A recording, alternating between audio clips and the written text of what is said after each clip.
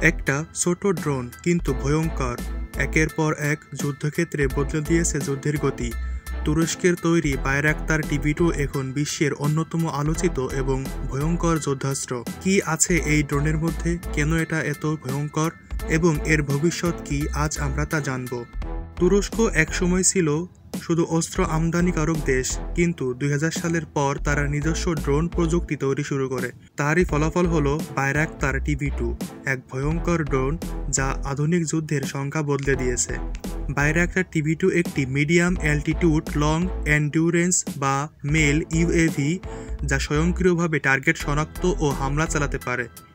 এটি ম্যাম-এল এবং ma'am-C laser guided বোমা ব্যবহার করে, যা নির্ভুলভাবে টার্গেট ধ্বংস করতে পারে।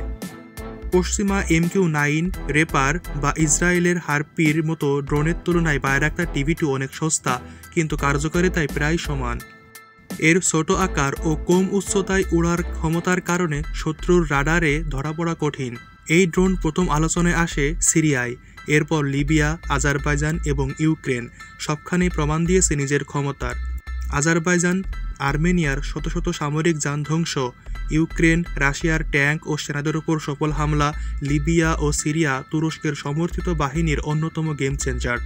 তবে এটি অপরাজেয় নয়, শক্তিশালী ইলেকট্রনিক ওয়ারফেয়ার প্রযুক্তি দিয়ে এটি জ্যাম করা সম্ভব। এছাড়াও রাশিয়ার S-300 ও প্যান্টাসির S-1 এর মতো আধুনিক এয়ার ডিফেন্স সিস্টেম এটিকে ভূপাতিত করতে পারে। তুরস্ক এখন আরও উন্নত ড্রোন তৈরি করেছে, যেমন বাইরাক্টার আকিনসি, যা আরও বড়, শক্তিশালী এবং আধুনিক প্রযুক্তির। বাইরাক্টার টিভি2 ড্রোন যুদ্ধের ভবিষ্যৎ বদলে দিয়েছে, কিন্তু ভবিষ্যতে এটি কতটা প্রভাব ফেলবে, আপনার মতামত জানান কমেন্টে।